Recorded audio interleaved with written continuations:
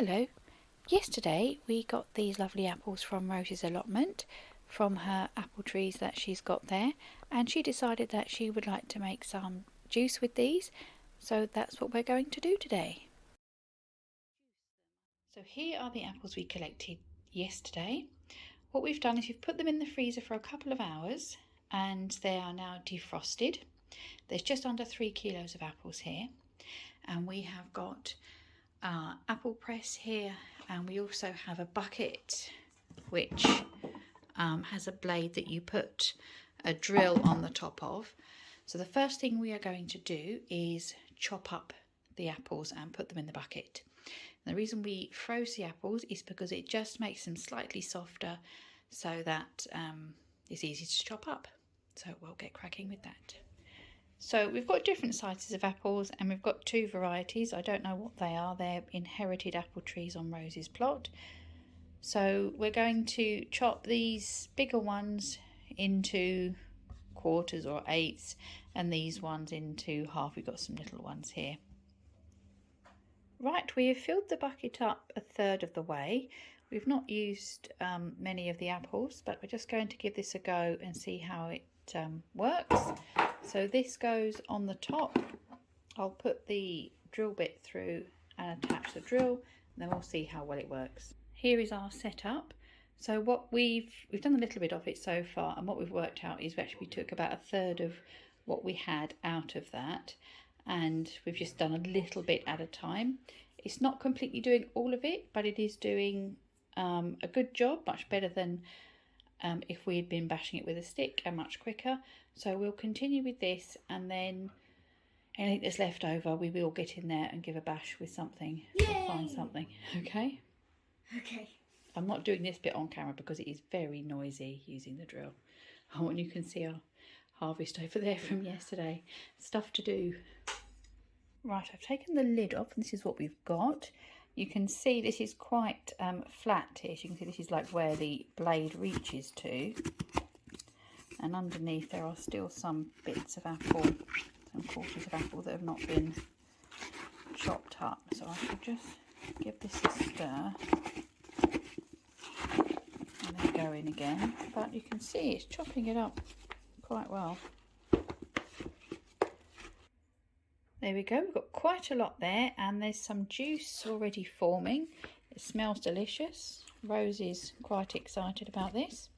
So what we're going to do now is put this mash into the apple press. Okay, this is the bottom bit of the press.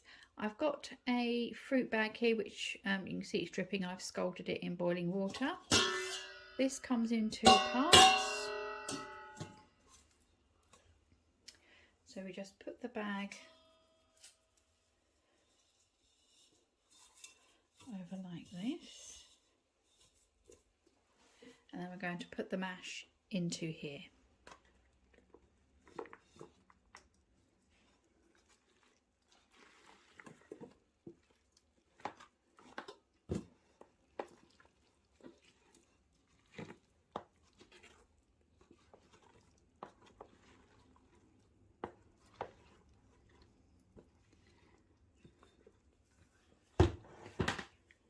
Just going to take, I saw some big bits of apple, I'm just going to take those out.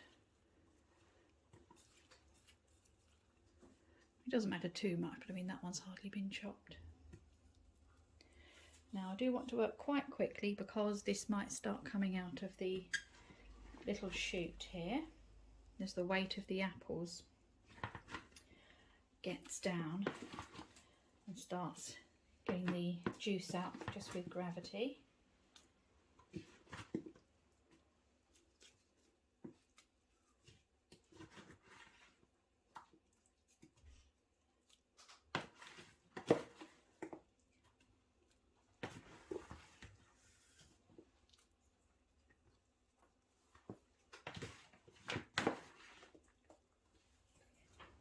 Right, so that's filled up. We're going to just cover this over and then put it on here on the press. Just move the camera.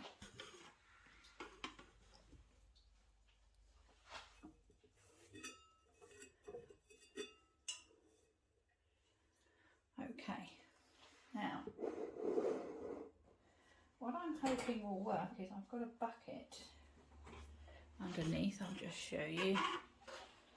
That's going to come out of there and into the fermenting bucket.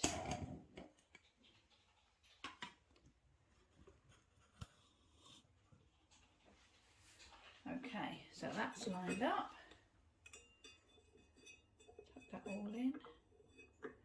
And then we start pressing this down. So Rose is doing the pushing this down. Now it's coming out at quite a rate. I'm glad we got the big bucket rather than just trying to use a jug.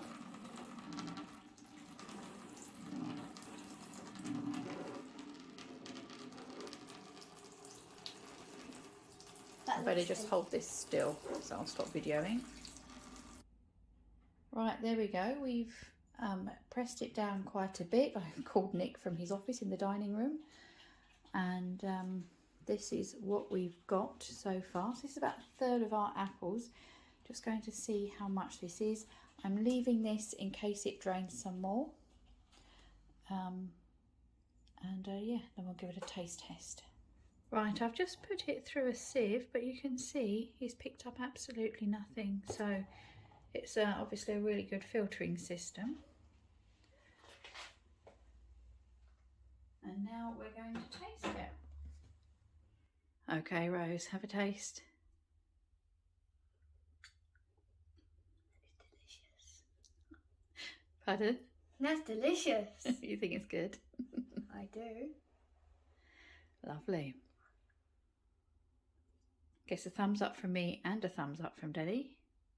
And a thumbs up from you as well. Double thumbs up. I got my thumb up too. Lovely. Now just the rest to do. Yep. Right, after all our thumbs up, the big thing to note with this is obviously the colour. It's very different to what you get in the shops. What we have done is, you can see we just had a little glass. We drank down to about here and then filled it up again with water.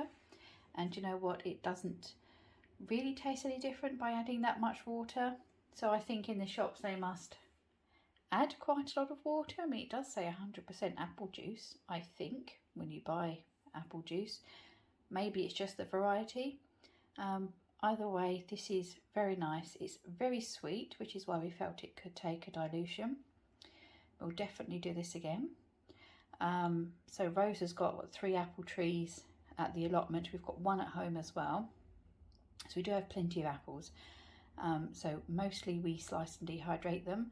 But with the ones that were left over, if they look a bit unappetizing, they're small, so they might be a bit bitter, then this is a perfect thing to do with them. So that is our apple juice. It will last about 2 days fresh. So, and we have used just over 2 kilos of apples. So it was just under half of what we had collected. Sorry, just over half what we collected. And it has made a litre of apple juice.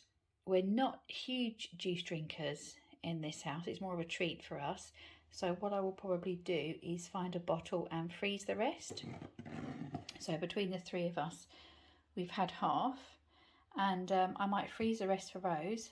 And then with the rest of the apples, try a little bit of cider. Just a small bit, maybe in a little Kilner jar. I think it takes about 6 weeks, I'm just guessing. So I need to look that up and we'll have a go at making cider. Let me know what you think in the comments below, and thanks for joining us. Bye bye.